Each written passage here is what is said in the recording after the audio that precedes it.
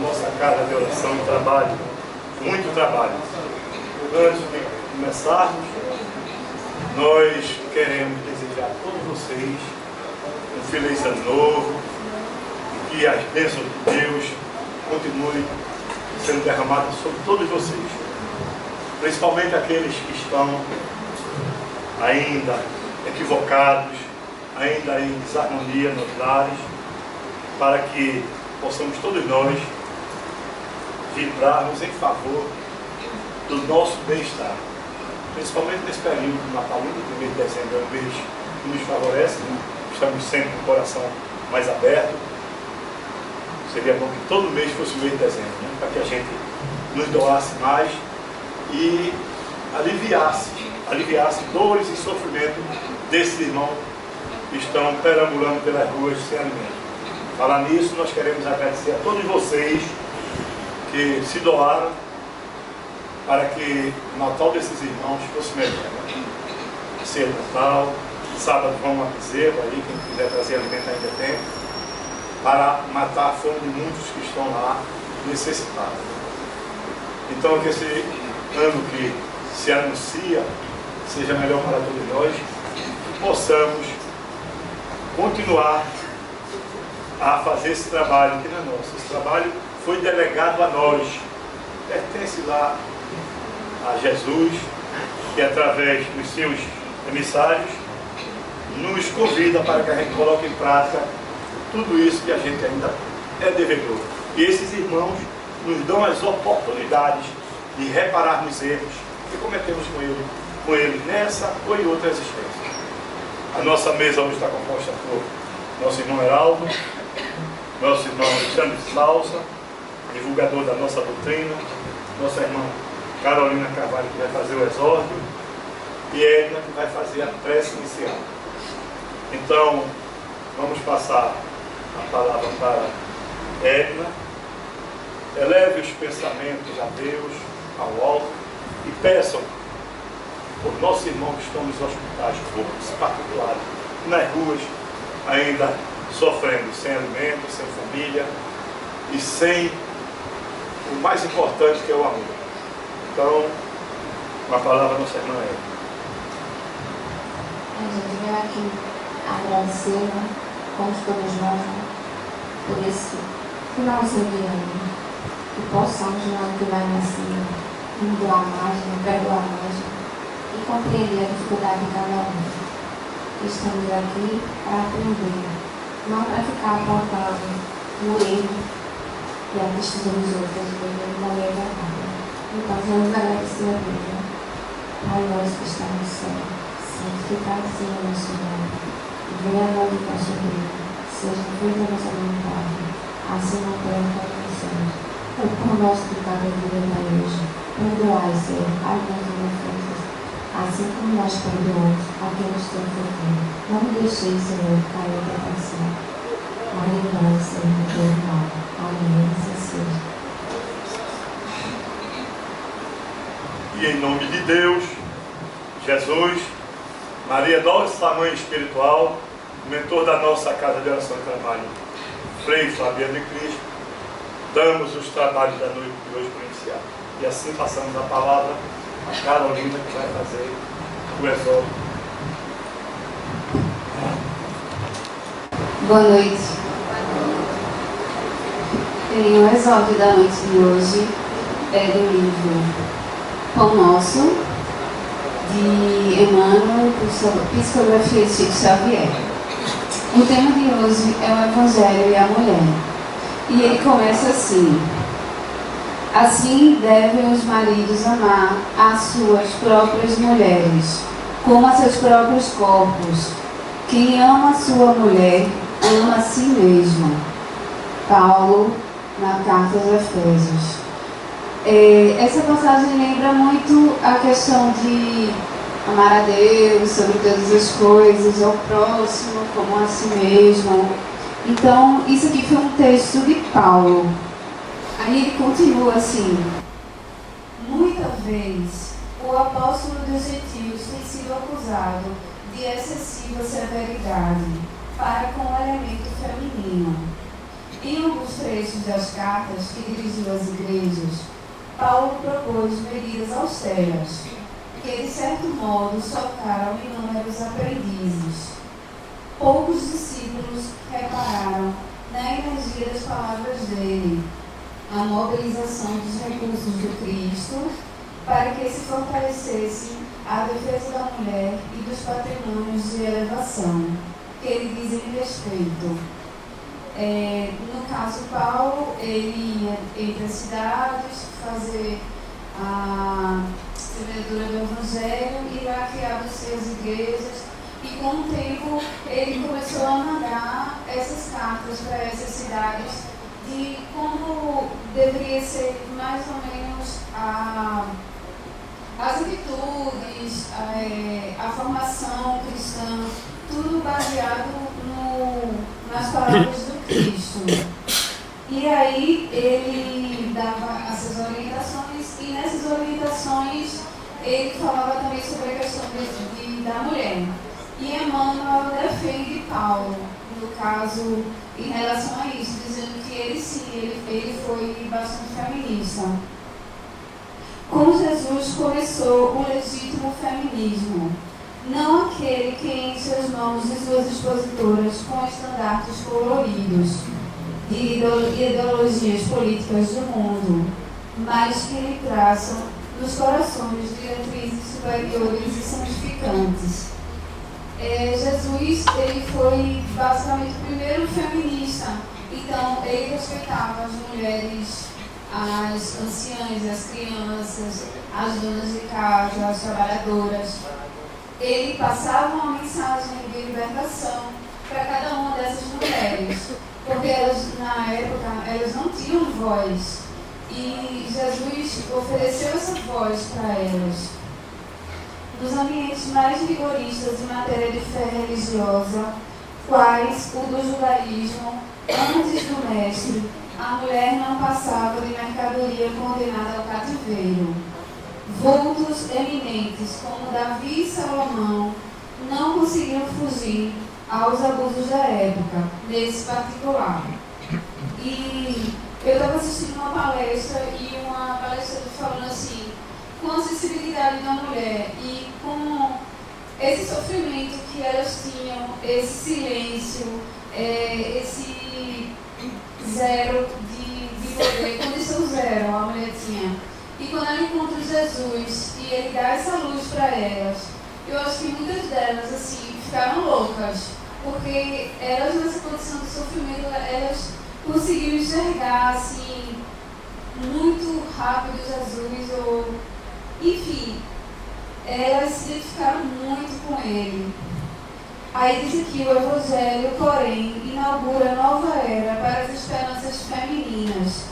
Nele vemos a consagração de Maria Santíssima, a sublime invocação de Maria Madalena, a dedicação das irmãs de Lázaro, o espírito abnegado das senhoras de Jerusalém. São as que acompanham o Senhor até o instante extremo. E eu vi uma coisa engraçada que dizia assim, só as mulheres ficaram, os homens fugiram. E aí a gente fala um pouco de Maria de Nazaré, quando o anjo chega e se apresenta a ela e ela diz, Senhor, eis aqui a tua serva, que seja feita a tua vontade. Era uma mulher, assim, como eu posso dizer, era um espírito iluminado, ela carregou o Cristo, ela também era bastante corajosa. Quando o filho dela foi preso, ela chamou o jovem João e foi com ele atravessar a cidade para encontrar o filho dela de madrugada. Então, assim, Maria de Nazaré sempre foi um exemplo, sempre será um exemplo para todas nós. E até hoje ela trabalha para os necessitados. Aí vem Maria de Magdala, que existe a história que, segundo Humberto de Campos, ela entrou numa festa, não sendo convidada, e chorou aos pés de Jesus, passou o óleo do vaso de alabastro e enxugou os pés dele com os cabelos. E aí Jesus traz um ensinamento em relação a isso, que ele chegou na casa do convidado e o convidado não o recebeu e não lavou os pés dele, ou nem sequer ofereceu água para lavar as mãos. Isso ocorreu na cidade de Betânia. Marta e Maria, que são as irmãs são as filhas de Lázaro. As irmãs de Lázaro. Marta, Jesus estava na casa de Lázaro, Marta trabalhava e Maria ficava aos pés de Jesus, fascinada, contemplando o que ele falava. E aí, meio que Marta chegou para Jesus e disse: Jesus, ela não está trabalhando. E aí Jesus responde: ela está trabalhando sim. Ela ficou com a melhor parte, porque o que ela tira daqui, ninguém vai tirar dela, que são os ensinamentos. E aí, a gente também não pode esquecer de outras mulheres que entram na história do Evangelho, que é a mulher samaritana, quando Jesus, após uns 6 horas assim, no deserto, ele chega ao poço de Jacó e ele encontra essa mulher samaritana e pede água a ela. Jesus é tribo de Judá e a mulher samaritana da tribo de Samaria. E aí ela pergunta para ele: por que estão me pedindo água? Ela naquela condição de submissa, assim, achou estranho porque um judeu pediu água a ela. E aí ele disse: se você soubesse que estava pedindo água, você não negava, mas eu vou te dar água viva. E ela aceita, ela diz: dá-me, Senhor, essa água viva. Isso também é um aprendizado. A mulher hemorrágica, aquela que chega, você imagina assim, Jesus, um monte de gente cercando ele, aquele barulho todo, e chega aquela mulher se rastejando assim, e ela, por estar hemorrágica, ela era considerada impura, então ela não toca em Jesus para não tornar ele impuro, ela toca na veste dele, e quando ela toca, ele percebe e diz que saiu de mim uma virtude, e ele enaltece ela. Tem Joana de Cusa. Joana de Cusa era uma senhora, ela tinha muitos bens e ela tinha um casamento, e quando ela descobriu o cristianismo, ela virou cristã e ela queria seguir. Mas aí Jesus pediu a ela para que cuidasse do matrimônio dela, da família, porque ali ela tinha uma missão e ela precisava trabalhar dentro de casa esses familiares para poder ter a oportunidade de seguir Jesus. E a mulher adúltera, que é aquela lição também que Jesus escreve na areia e as pessoas vão jogar pedras na mulher adúltera e Jesus diz que quem não tiver pecado atire a primeira pedra, e todos foram embora.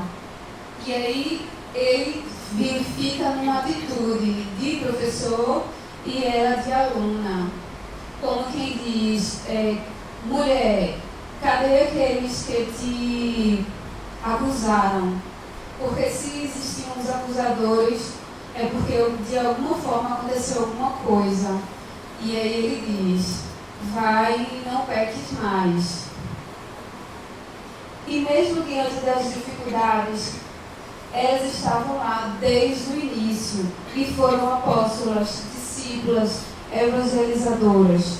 O Mestre Jesus aceitou-as e não as discriminou pelo fato de serem mulheres. Não teve repulsa ou desprezo, mas foi sempre ao encontro das mulheres. E Paulo de Tarso reforçou muito isso nas cartas dele e no trabalho. Ele procurava levantar a mulher da condição aviltada, confiando na qualidade de mãe, de irmã, de esposa e de filha. E sobre essa questão de discípulo, a palavra discípulo, ela vem do masculino. Eu falei de discípulo, aqui na verdade, em aramaico não existia essa palavra discípula, e sim discípulo. Mas era o discípulo que servia o mestre. E assim, a força das minhas mulheres foi tão grande, foi tão forte, que mesmo depois de 40 anos, não saiu dos escritos esses testemunhos. Eles permaneceram. Bom, é mais ou menos isso. E faça a palavra para o restante. Boa noite, obrigada.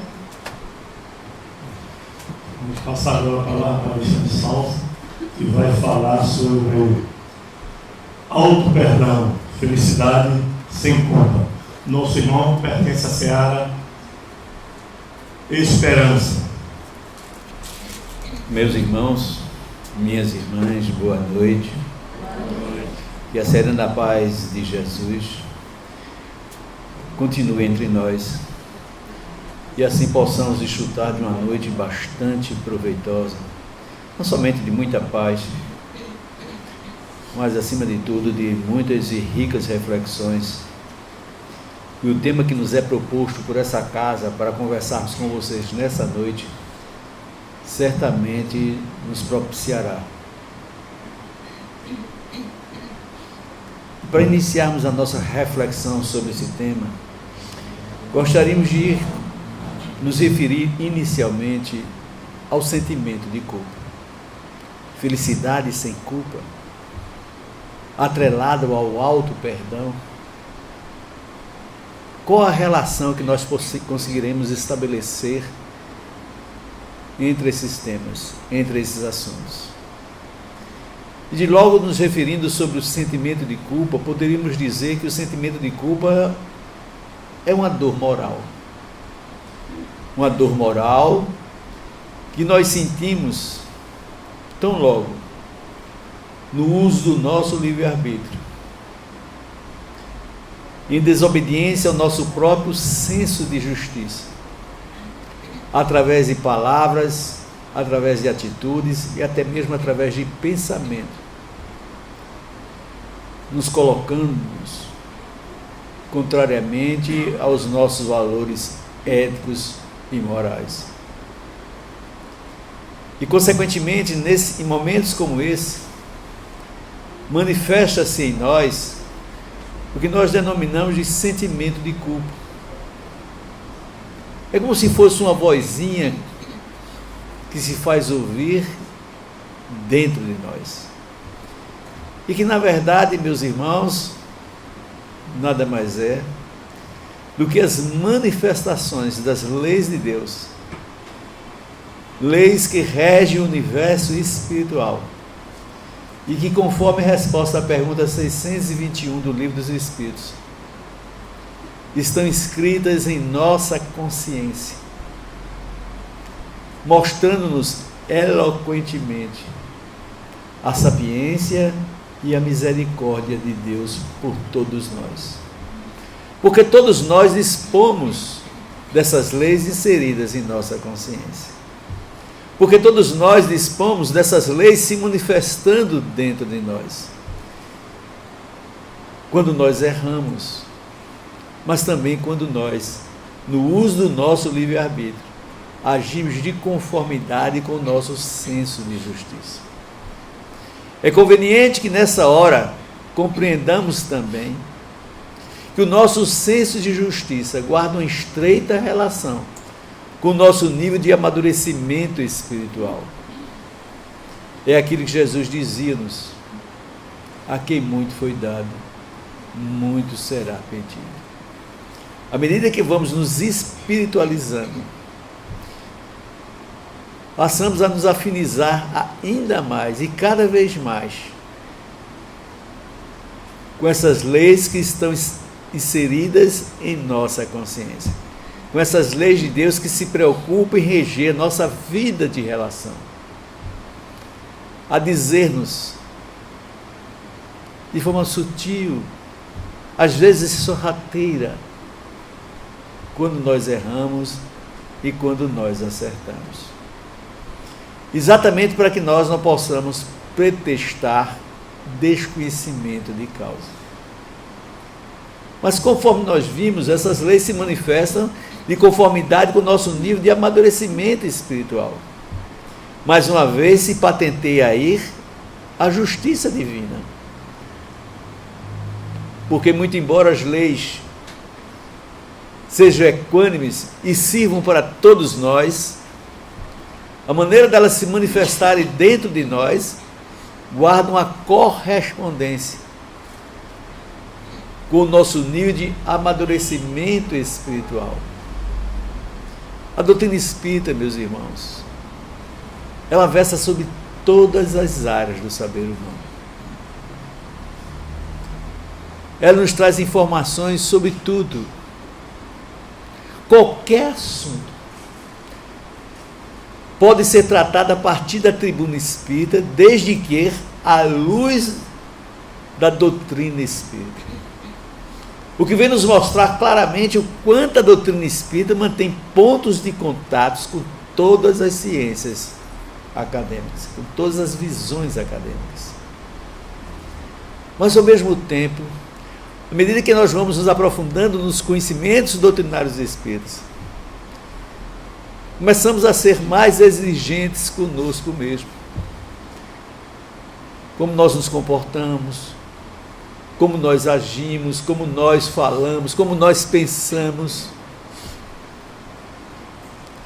E é nessa hora que é importantíssimo saber estabelecer uma diferença entre aquilo que o sentimento de culpa nos favorece e aquilo que o sentimento de culpa venha nos prejudicar. A princípio é um sentimento que nos serve de aviso. Mas se de repente ele adquire foros de domínio sobre nós,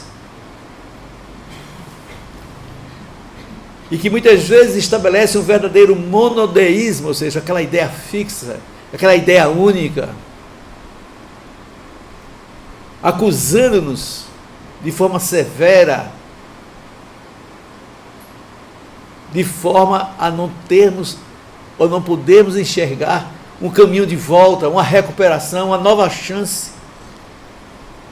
Isso nos precipita ao desequilíbrio e, consequentemente, compromete a nossa economia física, psíquica e emocional. Nessas circunstâncias, nós temos comprometido o bom funcionamento do nosso sistema imunológico. Advindo desse desequilíbrio, quadros enfermediços. Entre os mais constantes, os mais presentes, poderíamos denominar a depressão. A depressão encontra no exagerado sentimento de culpa uma das causas mais concorrentes no estabelecimento dessa doença. Não é a única causa, evidentemente, mas é uma das principais causas a estabelecer, a oportunizar a depressão. Exatamente porque aquilo que a princípio era uma coisa que nos favorecia, que nos alertava, que nos avisava do nosso erro, passou a ocupar espaço diante da nossa percepção de vida e de mundo, diante da nossa percepção a respeito de nós mesmos, a respeito do nosso próximo, fazendo por onde nos contextualizemos de forma desequilibrada naquele ambiente social em que nós estamos inseridos, nos achando pessoas irrecuperáveis, feias, medonhas, pessoas que não têm mais o direito de assumir um caminho de volta. Exatamente o sentimento de culpa enfermediço, doentio, reprovável por conseguinte. Aquilo que a princípio era uma coisa boa, transforma-se assim numa coisa extremamente malévola em relação aos nossos mais lídimos interesses. Mas como lidarmos com essa situação? Inicialmente, admitirmos esse limite que deve existir e que deve ser definido por nós entre um sentimento de culpa que nos serve de aviso e um sentimento de culpa que nos serve como proposta enfermediça, doentia. E isso, meus irmãos, é mais facilmente identificável no momento em que nós, nos valendo de princípios crísticos, passamos a entender da nossa pequenez espiritual, através de um processo de humildar-se.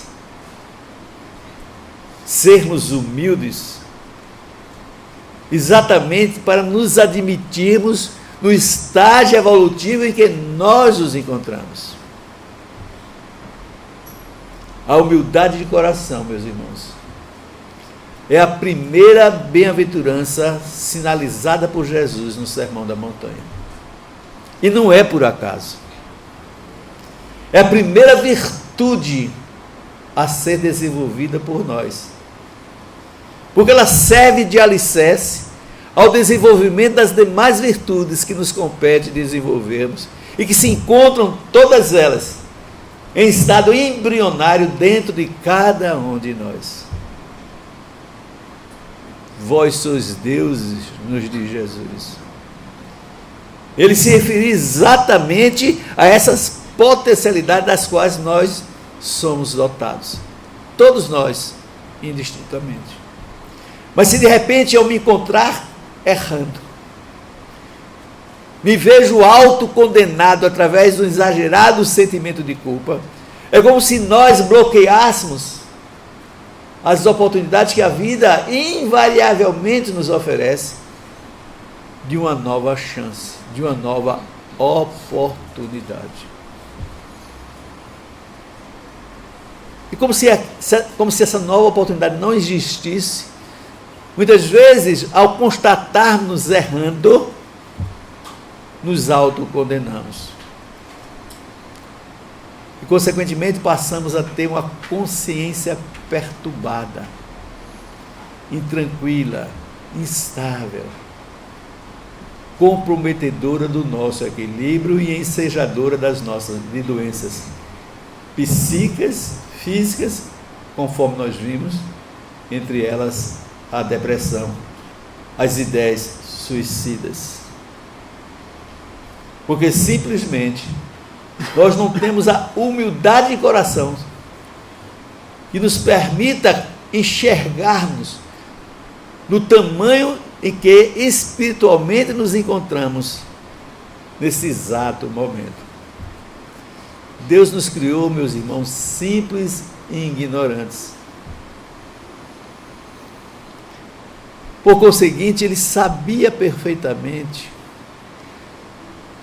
que nós somos passíveis de errar. Isso não significa um estímulo ao erro, muito pelo contrário. É uma advertência para que nós entendamos o quanto é importante o orar e vigiar, e é que se refere o Mestre.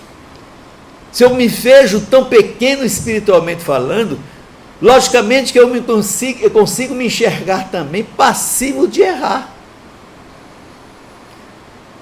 E se o erro é a causa das nossas dores, dos nossos problemas,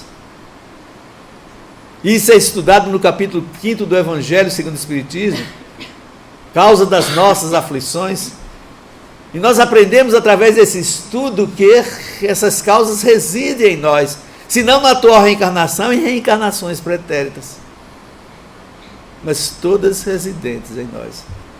Então, se humildemente eu me entendo frágil, vulnerável ao erro, longe de me sentir estimulado a errar, eu devo me sentir estimulado a ser precavido, ao vigiai e orai, de quem se referia Jesus. E no momento em que eu me ver errando, entender o real significado da dor decorrente desse erro.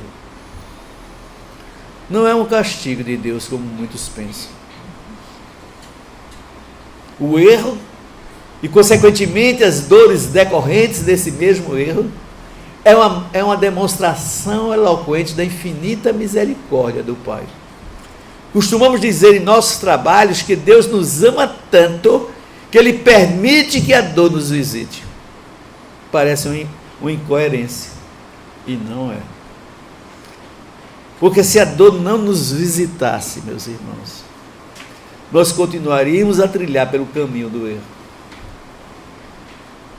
É necessário o escândalo, nos diz Jesus.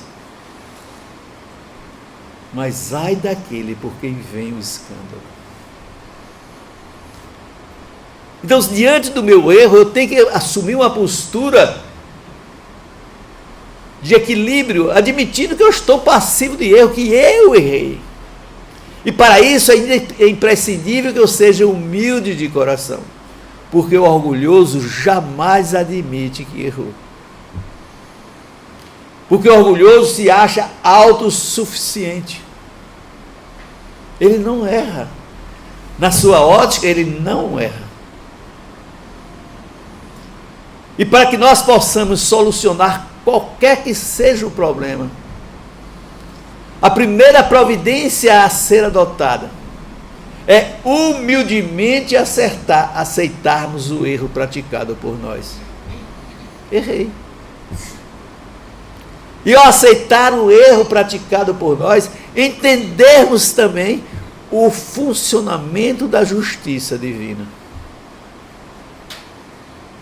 Há mais alegria nos céus, nos diz Jesus, quando o criminoso se arrepende, do que quando 99 justos perseveram na justiça. Deus não quer a morte do ímpio, nos fala o Mestre. Quer que ele se redima e viva. Na parábola da volta do filho pródigo, Jesus é bastante contundente ao nos mostrar através dessa parábola, dessa história tão rica em informações, como funcionam as leis de Deus. Jamais as portas dos páramos celestiais estarão fechadas para qualquer que seja o Filho de Deus. Jamais.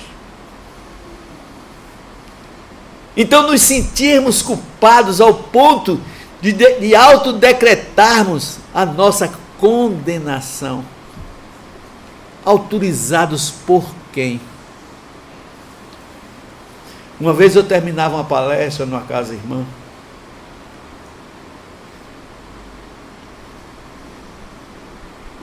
e uma senhora me procurou. Eu preciso falar com você. Pois não, diga, o que é que eu posso lhe servir? Eu estou com um problema sério e eu quero que você me ajude. Se você me disser o problema, quem sabe eu possa lhe ajudar. Ela disse: eu tenho um filho que é uma coisa mais linda do mundo. Ela estava extremamente emocionada. Era uma jovem senhora, bonita, mas havia no seu semblante uma dor que estava estampada claramente, evidentemente. Esse meu filho é a coisa mais linda do mundo, é alegre, solícito, simpático. Mas quando eu estava grávida dele, aí ela começa a chorar. Eu tentei abortá-lo, inutilmente, porque eu não tive sucesso na minha tentativa de aborto. Nessa altura a mulher estava chorando convulsivamente.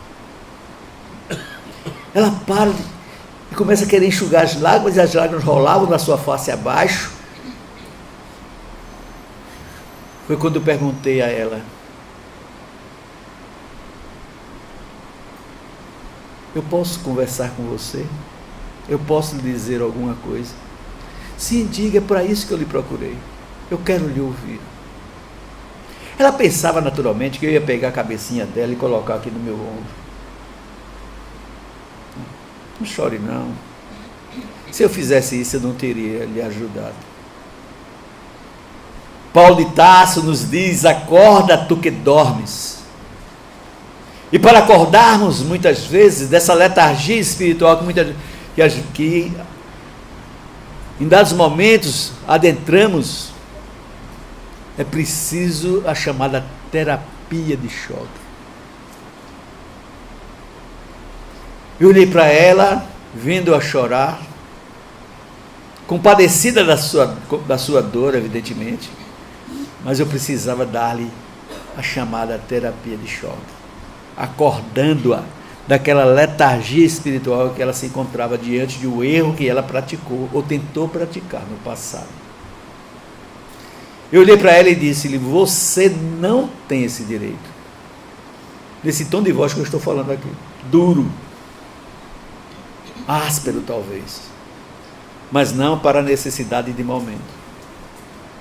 Mesmo porque em momentos como esse, quando as pessoas estão falando, eu estou orando.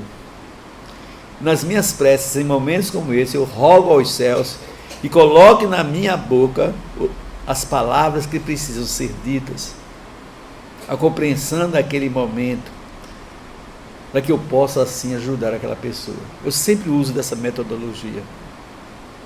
Eu acho que estou certo, porque eu sou muito pequenininho. Mas com eles me auxiliando, eu cresço um pouco mais. E atendendo as minhas rogativas, sendo inspirado, eu agi dessa maneira. Você não tem esse direito. Eu disse: como assim? Deu 2 passos para trás, tentando enxugar as suas lágrimas, inutilmente. Como assim? No seu semblante passou a existir demonstrações de uma dor intensa, aliada a uma certa frustração. Porque possivelmente ela estava esperando uma reação diferente da minha parte. Ela estava esperando que eu a aconchegasse junto ao meu peito. Disse assim: ela não chore não, Deus te ama. Se eu agisse dessa maneira, eu não teria ajudado aquela mulher, porque eu não teria despertado da letargia em que ela se encontrava. Você não tem esse direito, porque Jesus nos tirou esse direito. Eu disse: como assim? Me explique. Eu disse: vou lhe explicar. Quando Jesus nos disse: quem não tiver pecado que atire a primeira pedra, Ele tirou-nos o direito de atirarmos pedras em quem quer que seja que tenha errado, mesmo que esse errado sejamos nós. Porque Ele não fez restrição em relação ao errado. Ele simplesmente disse: quem não tiver. E como todos nós temos os nossos erros, os nossos percalços, nós estamos consequentemente desautorizados a tirar pedras em quem quer que seja, e muito menos em nós mesmos. Use toda a sua força de mãe para ajudar esse espírito que desembarcou junto a você como filho. Compenetre-se da sua responsabilidade educacional. Resgate o erro do passado, amando no presente. Porque Pedro, meus irmãos, na sua Epístola Universal, extremamente iluminado nesse instante, nos diz: o amor cobre uma multidão de pecados, apontando-nos qual a postura correta a ser validada por nós, no instante em que nos defrontarmos com a nossa própria consciência, dizendo-nos: errastes. Humildemente aceitarmos essa imputação que é ditada pela nossa própria consciência, que não falha, especialmente quando nós nos cercamos de uma prece, para escutar os pronunciamentos da nossa própria consciência. Me ajuda, meu Pai, me ajuda a separar o joio do trigo, me ajuda a fazer uma análise correta daquilo que eu estou sendo imputado por mim mesmo. Não me deixe arrastar por um exagerado sentimento de culpa, como se Deus tivesse negado qualquer possibilidade para que eu possa recomeçar. E essa negativa, meus irmãos, desenvolvamos a certeza de que ela não existe. Por pior que tenha sido o nosso erro, por pior dor que a nossa consciência, ao se manifestar, esteja ditando para nós, sempre teremos ao nosso dispor um caminho de volta.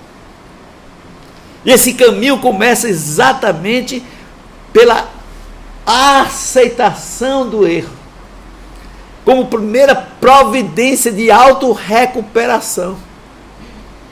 Eu admiti que eu errei.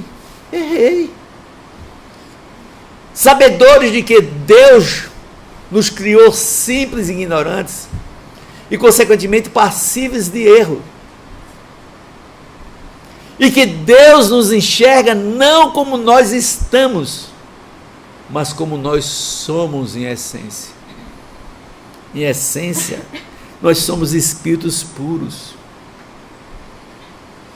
Vós sois o sal da terra, vós sois a luz do mundo, nos diz Jesus.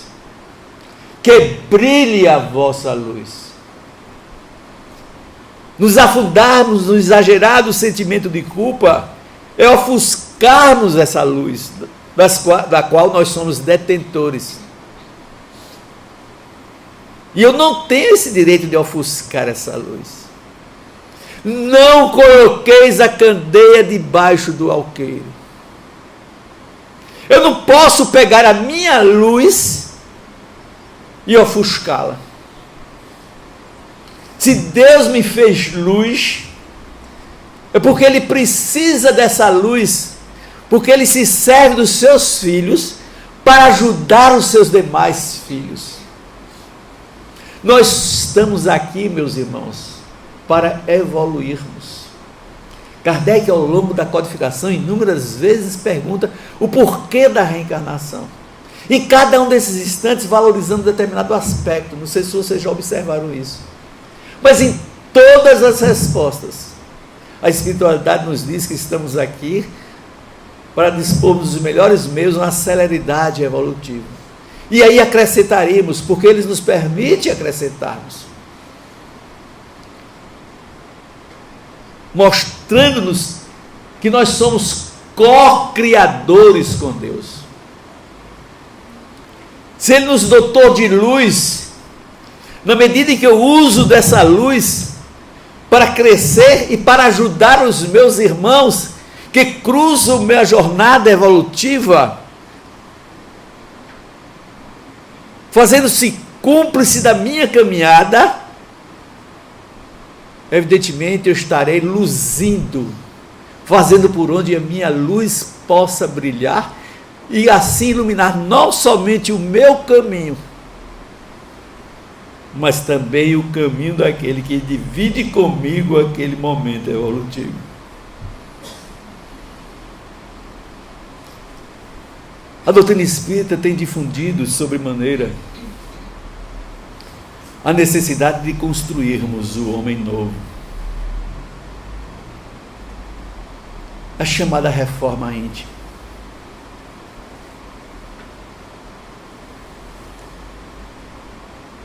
Onde nós temos por paradigma o testemunho de Santo Agostinho, a enriquecer a resposta à pergunta 919 do Livro dos Espíritos. É um testemunho riquíssimo em informações. Vale a pena a todo aquele que tem o Evangelho segundo o Espiritismo, ao chegar em casa hoje, se autopresentear com a leitura desse testemunho que está contido na resposta à pergunta 919, subscrito por Santo Agostinho, onde ele nos mostra de que maneira ele abandona aquela sua vida mundana de um jovem comprometido com os valores transitórios da matéria, e através de um comportamento que ele assume perante a vida, ele estabelece em si uma verdadeira metamorfose, ao ponto de se transformar no bispo de Hipona, uma das autoridades mais respeitáveis da igreja tradicional. Um dos espíritos que mais compareceu, auxiliando Allan Kardec na sua responsabilidade missionária de codificar o Espiritismo. Santo Agostinho marca sua presença constantemente ao longo da codificação, mostrando-se assim um espírito liberto, um espírito de luz, mas que conseguiu galgar esse patamar evolutivo a partir do investimento que ele fez em si próprio, e que está tão belamente detalhada nesse testemunho que nos referimos há pouco, e que está enriquecendo a resposta à pergunta 919 do Livro dos Espíritos.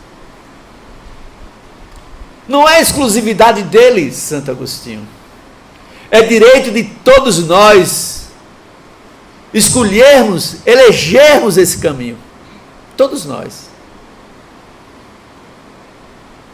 Mas para tanto, meus irmãos, o primeiro passo a ser dado é desenvolvermos a humildade de coração, porque vai ser essa humildade de coração que vai nos permitir, enxergando-nos errando, enxergando-nos, admitindo os nossos erros,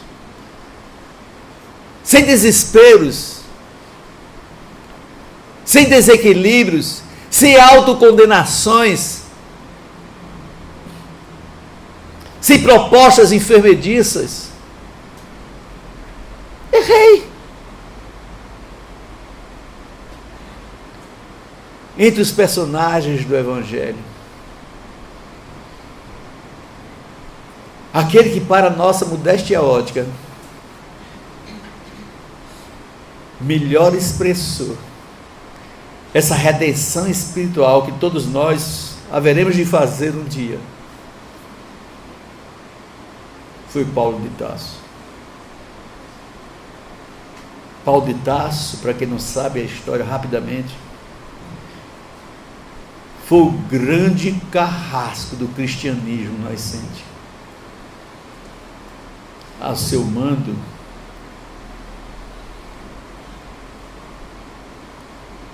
padeceram os primeiros cristãos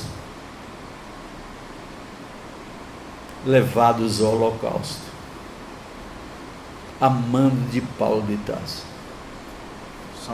Ou Saulo de Tarso, obrigado. Até então era Saulo. Ele passa a ser Paulo e, consequentemente, se modifica totalmente depois daquele memorável encontro com Jesus na estrada de Damasco. Aí fica a pergunta, e eu vou deixar essa pergunta no ar para que cada um possa responder de si para si, num momento de silêncio, de contrição mental, onde tudo possa favorecer o bom funcionamento das nossas conjecturas mentais. Se Deus concedeu a Saulo de Tarso a sua estrada de Damasco, será que isso é exclusividade dele? Ou por outra, será que nenhum de nós, ou melhor, será que em relação a qualquer outro filho de Deus, possa ser negado a sua estrada de Damasco? Se Deus ofereceu essa oportunidade a Saulo de Tarso, Ele oferece a todos nós a nossa estrada de Damasco. E que não vai estar acompanhado de maneira alguma por um exagerado sentimento de culpa em função dos nossos erros praticados. Porque o erro que assuma essa proporção de autossufocação, de autocondenação, nos consome, nos destrói, nos aniquila, fecha as portas do recomeço para nós. Mas autorizados por quem assumimos essa postura diante da vida, essa autocondenação?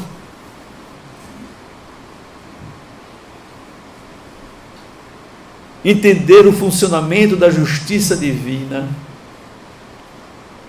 é nos dar forças para que nos momentos de queda possamos nos soerguer, elegendo a nossa estrada de Damasco. Saulo, Saulo, por que tu me persegues? Essas palavras, meus irmãos, continuam desde sempre, entoando cânticos na acústica das nossas almas, indistintamente, a todos os filhos de Deus. Por que tu persegues Jesus? Por que não caminharmos com Ele? Por que não entendemos a extensão, ou pelo menos esforçarmos para entender a extensão do amor de Deus por nós?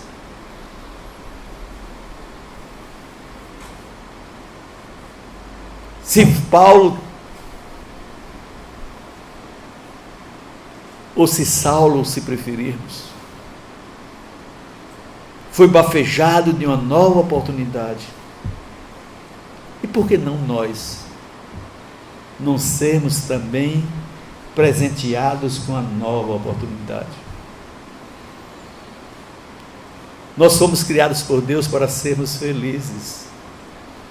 E o sentimento de culpa exagerado, meus irmãos, furta-nos esse direito de sermos felizes.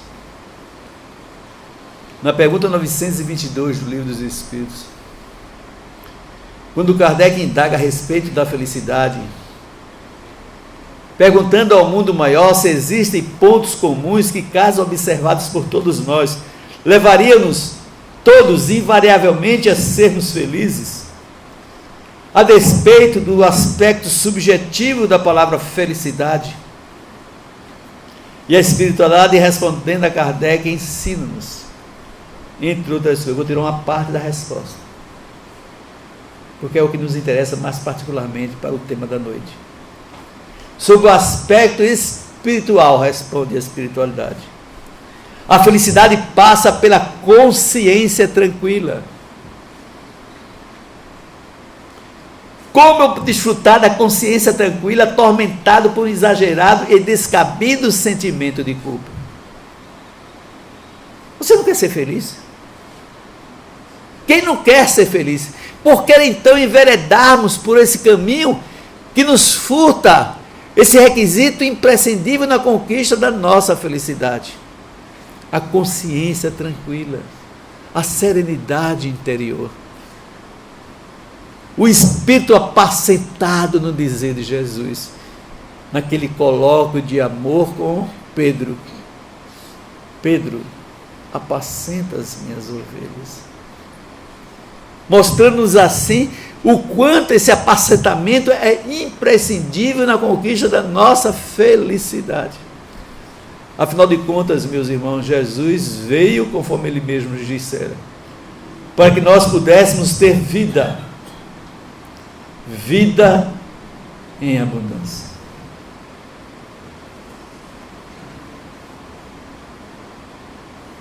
Por conseguinte, a noite de hoje oferece-nos a oportunidade de fazermos uma distinção que se mostra crucial e suma importância para as nossas vidas. Se de repente eu errei e eu observo que as leis de Deus que estão escritas em minha consciência se manifestam, porque elas haverão de se manifestar nessa hora, dizendo-me: errastes.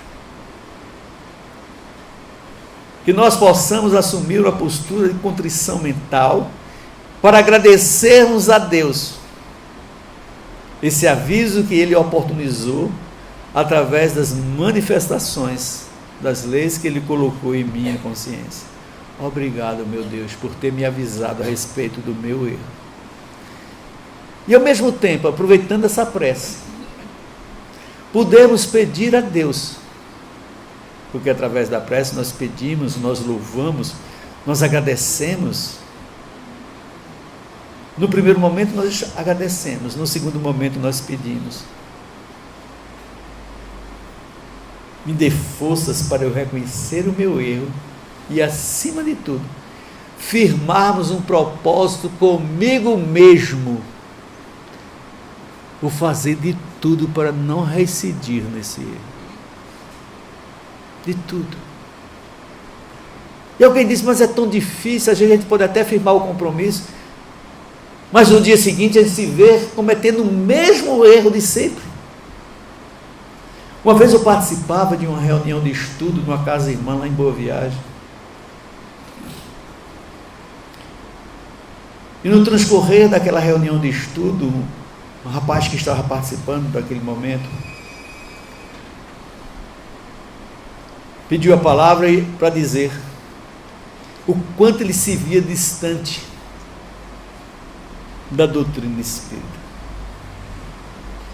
E por isso mesmo, quando ele se via distante, a partir do estudo que nós fazíamos naquela noite, comparando com o seu comportamento, havendo entre ambos uma distância muito grande, segundo ele, o que ele fazia e o que ele estudava naquela noite. Ele disse, é por isso que eu não posso dizer que eu sou espírita. Eu olhei para ele e disse, você sabe o que é ser espírita? Para você, o que é ser espírita? Ele se esforçou, procurou palavras, titubeou. Eu disse, eu posso lhe ajudar nessa resposta. Ele disse, me ajude. E para ajudá-lo, eu não vou recorrer a ninguém. Eu vou recorrer tão só à doutrina espírita. No Evangelho segundo o Espiritismo, define o verdadeiro espírito. Quando ele nos diz o espírito de verdade, reconhece o verdadeiro espírita pelo esforço que ele faz em vencer as suas más tendências, procurando ser amanhã melhor do que foi ontem. Aí eu perguntei ao jovem, a partir dessa definição, você faz esse esforço? Quando você se vê errando, ou você se entrega ao erro, se fazendo vítima desse erro, se autocondenando a partir de então? Qual é a sua postura diante do erro? Eu insisto, eu procuro acertar na próxima oportunidade. Que bom, eu disse. Então você é um verdadeiro espírita. Porque não se reconhece o verdadeiro espírito por ser uma pessoa perfeita. Porque entre nós, meus irmãos, não existe perfeição. Nem adianta procurarmos perfeições entre nós, que não vamos encontrá-las. Não vamos encontrá-las. Então, se diante dos erros que costumeiramente eu pratico, eu rogo a Deus uma nova oportunidade, tenhamos a certeza de que essa oportunidade será renovada. Desde que os seus propósitos brotem do seu âmago, expressando uma sinceridade da alma. Vê na renovada oportunidade, em função da misericórdia divina, não como um convite à reincidência ao erro, mas como um convite para que desta feita deixemos de errar e possamos acertar. Procurando me autocondenar, sem autorização de quem quer que seja, porque em momento algum no Evangelho, se lermos de cima a baixo, as cartas de Paulo, de João, a Carta Universal de Pedro, o livro do Atos dos Apóstolos, o Apocalipse, os 4 evangelistas, enfim, toda a história do Cristo. Em instante algum vamos nos deparar com Jesus ou qualquer um dos seus discípulos nos dizendo que existem erros para os quais a recuperação ou a nova chance não existe. Em instante algum vocês vão se deparar com esse tipo de orientação no próprio Evangelho. Em instante algum. Pelo contrário, Jesus chega a nos dizer que nenhuma ovelha que o Pai lhe confiou se perderá.